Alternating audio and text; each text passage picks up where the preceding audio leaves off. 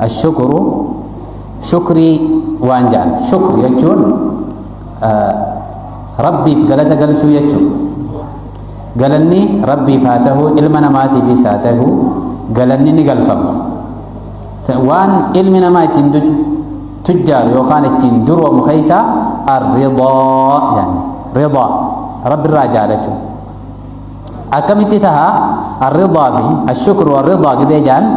shukriin tuni haalli namni ittiin galata rabbiif itti galchu takka ta qalbiitu jira, takka ta arrabaa jira, takka ta gochaa jira. tan qalbiidha wauma qananii yookaan tola siif oolame san qalbiidhaan gallaaltee tolli kuni waaniin an humnatiyyaan arkadhee miti yaa hon beekumsa kiyyaan qabeenya kiyyaan arkadhee miti jettee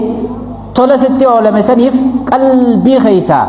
alhamdulillah jettee rabbiif qalbii keessaa galata galchuu. arrabaa yoo jechuu baattellee qalbiin ta'e jechuudha. yaa rabbi galanni keeti jettee qalbii keessaan galata galchuufi. tan arrabaa ammoo alhamdulillah alhamdulillah ashukru lillah galanni ka rabbiiti alhamdulillah alhamdulillah tun ta arrabaa jechuudha. tan gochaatu hafe tan gochaatu shukriin gochaa tan gochaan galata rabbiif galchinu sun ta akkami qaama rabbiin uume kana yookaan qananii rabbiin nurra qananii kana hundaahu waan isiidhaaf tolfamtetti oolchuu. fakkeenyaaf rabbiin ija nuuf kanna ija tanaas shukriin ijaa maali? ija tana waan rabbiin fadhuun laalu quraana rabbiitiin laalu haadha abbaa ija guddinaatiin laalu namuma laa ilaaha illallah jee hundaahu ija guddinaatiin laalu shukriin ijaa quraana rabbiitis keessa gallan laalu waan gaariidhaan laalu ija hammeenyaatiin namaas laaluu dhabu.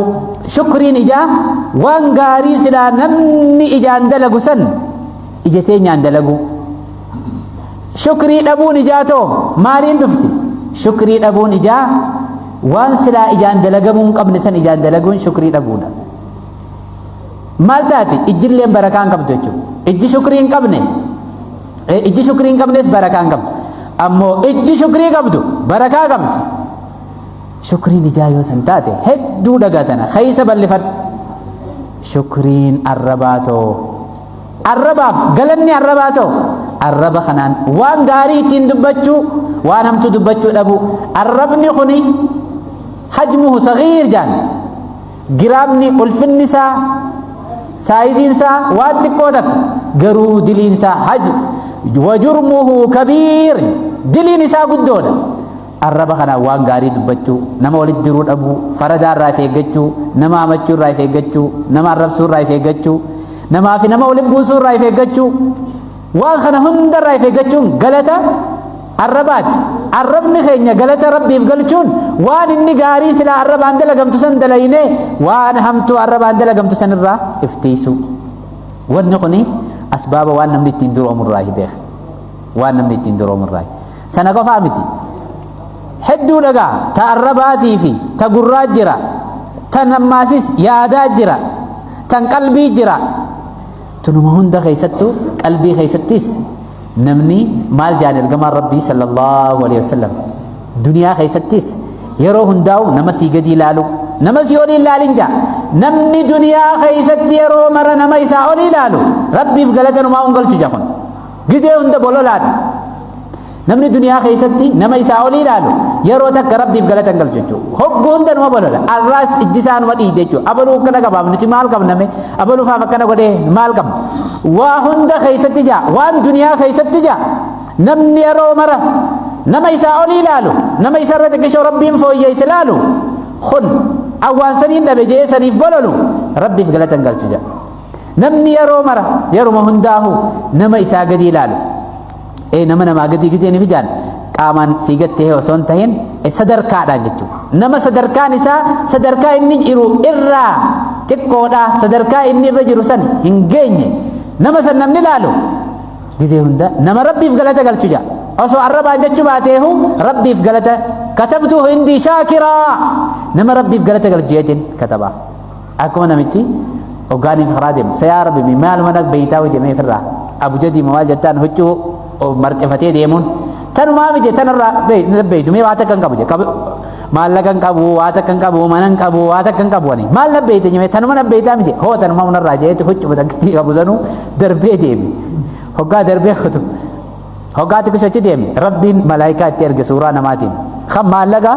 walitti tuulee deemuun jechuudha maal jettaan gaa maallaqa boorsaa shaantaa maallaqa guutuutti dhufe hoggaatti dhufe yaabu maallaqa kana kam godhu deemti jeen badhi fiifuu na biyyeen qabnee jira ijaan bituu deema jeen maallaqa kanaan nama ijuma naa gurguru yoon arge maallaqa kana hunda niin kannaaf jeen amma ati ijatee naaf kannitaa jeen ijatiyya moo jeen hin kannu jeen haya nama gurra hin qabnee jirraa gurra kiyyaati maallaqa kana hunda siif hin kannaa gurra dhabdeeti jeen gurra kiyyaan dhaba jeen hin ta'u jeen nama harka hin qabne harka dhabdee maallaqa kana hunda siif hin kanna hin ta'u jeen hoggaa laalu yaa rabbi akkasii mije karaa deebi'e jeen edaa qananiin ati narratti oolte hedduudha arra namni harka hin qabne harka keessan akka duraanii san si deebisne yoo jaaniin miliyeenaami biliyeena meeqan baasu akkuma duraanii si deebi'a jaaniin artifishaalitti kaayuumi beek ija namni hin qabne yoo arra ija teetiitu akka duraanii si deebi'a yoo jaan ija artifishaalaa tamaan zaraadhaan dhokattee deemtuu miti miliyeenaami biliyeena meeqan baasu ahaaje wanni arra khaleen ilma namaa keessa khalee lamaa jira khaleen takkittiin yoo gurgurra jaan waa maallaqatti bitamuu hin dandeenye akkasuma onneen ilma namaa keessa jirti qaamni jechuudha miila yoo fudhattes arra namninis eenyu beeka ka miila hin qabne gatii miilaa beeka ka ija hin qabne gatii ijaatis beeka namni qaama irruututu waan qaama irrummaan san nama gootu beeka wanni kun hundinuu yaa rabbi je edaanuu qananiin ati nurratti oolte qananiin rabbii nurratti oole ta maallayni addunyaa guutuun jechuu yoo wali qabame bituu hin dandeenye shalagamee bituu hin dandeenye jechuu qananiin rabbiin gabricha miskiina silaa kaawwaa takka hin qabu jehu san mee maaliin qaba jaa lolu saniif rabbiin oole san kanaaf qananii rabbiin nurratti oole tana gizeeniif ilaalle edaanuu yaa rabbi ati qananii narratti oolte hedduudha je'eeti hudduu duuba deebi'ee yaa rabbi ta'uu badhe jeefirraa abu jadii isaatis carqii darbees fudhatee san yeroo hundaa'u duniyaa keessatti nama si gadi ilaali nama si olii ilaalini namni nama isaa olii ilaale rabbiif galata hin galchu gizee hunda osuma bololuuti bololaan wanni namaa dhufu hin jirtu ta qabdu saniis namanfa sanittillee das jee hin jiraatu ta namaa saniis gizee hunda ijumaa dhiigaa hoggu takka raahaa qalbii keessaan arkatu jechuudha bololaan saniif rabbi irraa jaalachuun gizee hundaa'u nama si gadi yeroo takka mana akhimaatiis dhaqe laalimee ziyaari mana akhimaatiisi mee namni maal keessa jira khabar oksijiinuu nagachuu hin dandeenya jira oksijiin kana qaban hoggumee oksijiin naganiif hankam takka hamtuu yoo xiqqishoo ifaan dhaame dafaniiti dhaqqaban daqiiqa 5 taa'uu hin danda'u kunoo numa jira jechuudha yeroo takka Ibraahim bin Adham osoo karaa deemuuti namicha tokko kan miilli muraa arge kan harki muraadhaa akkasii wajjin ija hin qabu kan ijaan hin agarre ni shorroka lafarra akkasii wajjin dhukkubaatti jira dhukkuba akkam dhukkuba qomaaxummaatutti jira hoggaa kana agaru ija hin qabu deemuu hin danda'u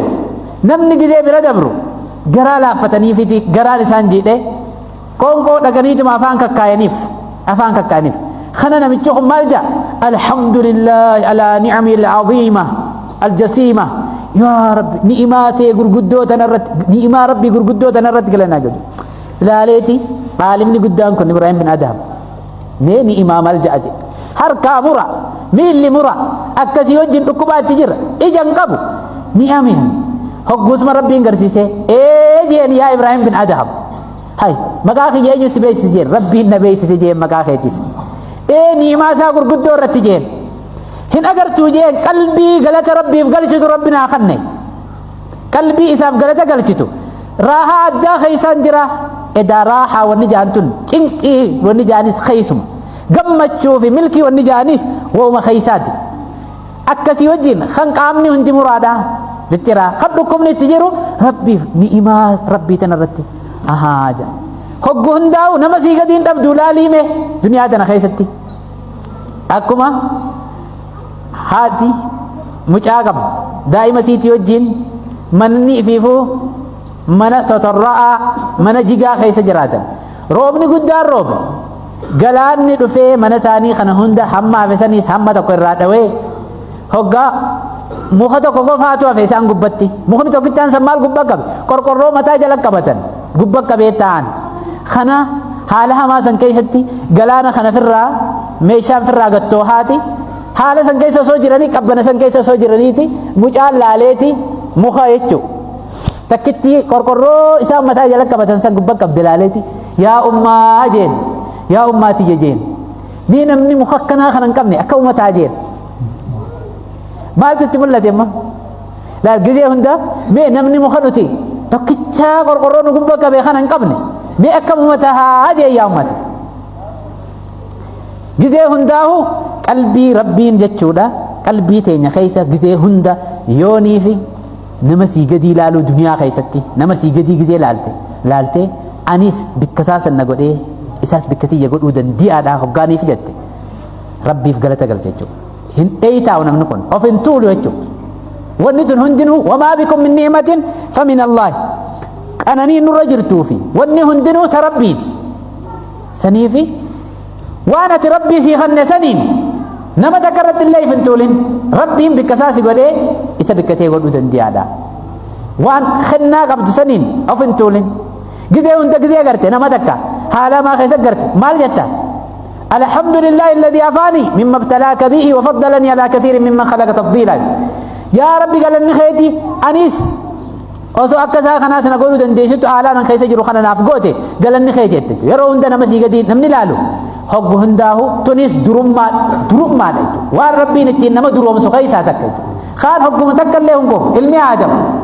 ما جان الجمال ربي صلى الله عليه وسلم علمي آدم أصوري في لقى زكاة كو خننا ما في خنت كادبر ذكر زكاة لما سلانا تيجا يو خلم مدا خننا ما في لقى زكاة يجو ليني لما خزكاة يو خننا ما في خنت كاته سلا خسد فاجاج هقولك خسد فايو خننا ما في هلوم مجر هندوم يجو اتفق هقولك خخرنا فادي دم فايو خننا ما في وني قلبي المنا ما خرجوا تنجرو بيو ما قوتا يجي مالي هذا هو قرر وني قلبي قوتو نجرو دنيا رتي مالي الله ربي أركتشو جال ربي دي جال الرسول ربي كباتشو دنيا خيست نمسي قدي لالو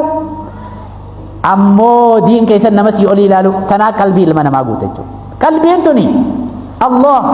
نورا قلبي المنا ماتون وني سي قوتو هنجرو تاثير رما نسيتو لفظ الجلالة الله رب الرا تاثير تاتي وني سي قوتو هنجرو يجو يوني في نور لا إله إلا الله باوري لا إله إلا الله تاتي ملي وني قوتو هنجرو أكما نبي موسى مالجي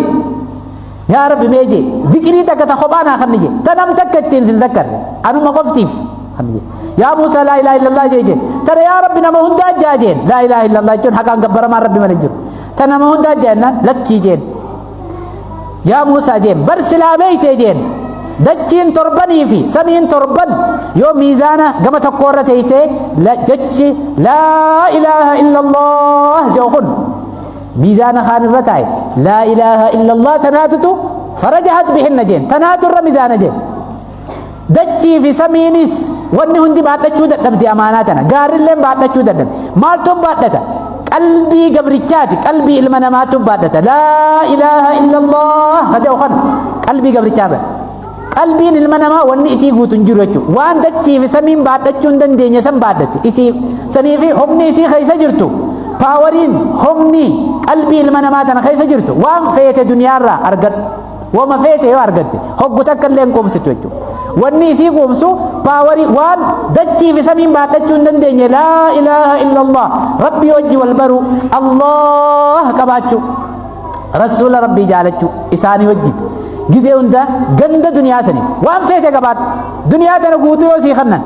أنقو سيتي في واحد يوسي خننيس قوم كم قلبي نماتن هندرومت سنيف وني قلبي هندرومتون أينو الله خناني تأثير لقلبي خيراتات وجو نمني ربي أركتي واحد أركتي جو إذا دمنا واحد دمده نما ونقوتم توسين قلبي نماتن هاتنقوتم إذا دمنان واحد دم سنيف ربي مالجا يا أبدي جا يا قبل التخية اطلبني جا نبر بعد جا يونا أركت فإن وجدتني وجدت كل شيء يونا أركت واهند أركت جا يونا نبدي مو واهند نبدي جا سنيف إذا أركني واهند أركت ترويا يو ربي أركن نمني ربي أركت ما دبي جا واتكدم نمني ربي دبي ما أركت واهند دبي سنيف ورا ربي أركت akkasi waa hunda harkatu rabbi nu haa godhu qalbii namaa tanaatu hin guutamne saniin malee qalbii namaa tanaa hin guutamne hoggaaniif akkasitti shaakira taate wama hunda keessattuu hin tuffatin nama tokko naa gadi jettee hin tuffatin ammaas nama tuffachuun ifiifuu namni nama tuffatu tuffatamaadha nama tuffachuun xiqqeenya salphina keessa nama geessiti yeroo takka aalima beekamaa warra rabbiin diin isaan tiise sayyidina Abdul Qaadir al-Jaylaan nama jaamuutu darasaa taana takkaa wajjin karaa deeman hoggaa deemu namni gizee hundaa'uu sakraana hoggu takka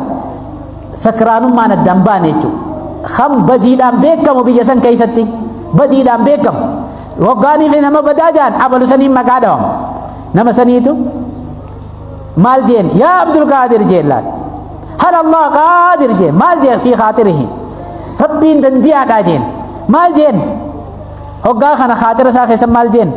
anuma badaa kana khasilaa nama badaadhaan beekame kana tawbaan irra deebi'uu rabbiin dandiyaadhaa jeen jeen na'am jeen seeqeeti jeen lammada jeen yaa Abdul Qaadir jeen hal Allah qaadir jeen rabbiin dandiyaadhaa jeen akka keessan kana na godhu rabbiin dandiyaadhaa jeen jeen sadaffaa irratti biraa fide maal jeen sadaffaa irratti yaa Abdul Qaadir jeen hal Allah qaadir jeen rabbiin anuma silaa badaa hamaa jaan kana kasilaa badomminaan badaa ta'uudhaan fakkiin isaan godhamtu jechuudha biyya san keessatti anuma kana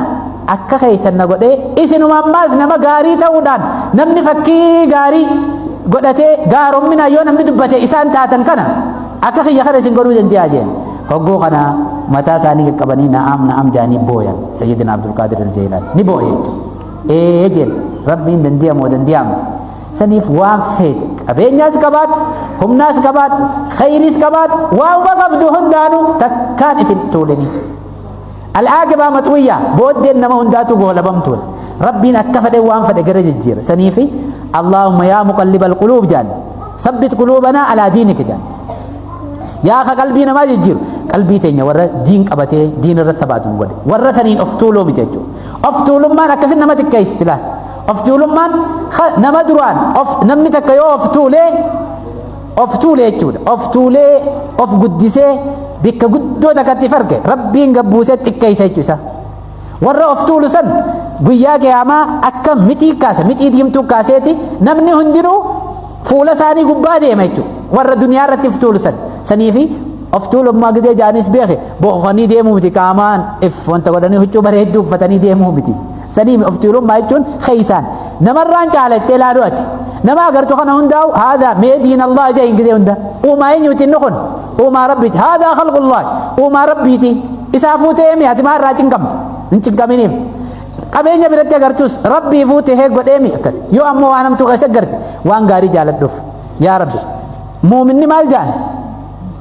laa yuuminu jaan hattaa yuhibba li akhii maa yuhibbu li nafsi muumina dhugaati jechuun hanqa waan ifiin jaalatu obboleessaan jaalachuu ati gaarii keessa jiraattee inni hamtuu keessa jiraatte hamtuu san jibbiif waan gaarii ati keessa jirtu san jaaladhuuf sani malee irra of tuuliin hin jirtu jechuudha waan gaariin dalagaa inni waan hamtuu dalagaa saniifuu anaa irra jaalattee ati of tuulaan kuffee beeka namni san rabbi nuun kuffisin warra of tuulu rabbi nuun godhin warra ni'imaa rabbiitiis firratti lallaalu rabbi nu haa godhu ammaas duniyaa keessatti nama isaanii gadi warra laalu rabbi nu haa godhu duniyaa keessatti nama isaanii gadi warra laalu rabbi nu haa godhu ammoo akhiraa keessatti warra isaanii olii nama laalu rabbi nu haa godhu warra isaanii olii hoggaa inni nama isa duurse nama laalu rabbi nu haa godhu iftuulummaa irraas rabbi nu haa baraatu khayrii duniyaa hunda khayrii duniyaa fi akhiraa hunda waliin nu haa qabu sharrii duniyaa fi akhiraa hunda rabbi nurraa haa qabu warra duniyaa tanittis milkaa'e achitti illee milkaa'e rabbi nu haa godhu Allahumma ahdinaa fi man hadayta Allahumma ahdinaa fi man hadayta وعافنا فيمن عافيت وتولنا فيمن توليت وبارك لنا فيما أعطيت وقنا برحمتك واصرف عنا شر ما قضيت اللهم أرنا الحق حقا وارزقنا اتباعه وأرنا الباطل باطلا وارزقنا اجتنابه ولا تجعل الأمر مشتبها علينا فنضل يا ذا الجلال والإكرام يا ذا الجلال والإكرام اللهم إنا نسألك من كل خير ما سألك من نبيك محمد عبدك ورسولك صلى الله عليه وسلم وعبادك الصالحون ونعوذ بك من شر ما استعاذك من نبيك محمد عبدك ورسولك صلى الله عليه وسلم وعبادك الصالحون وأنت المستعان وعليك البلاغ ولا حول ولا قوة إلا بالله العظيم وآخر دعوانا الحمد لله رب العالمين السلام عليكم ورحمة الله وبركاته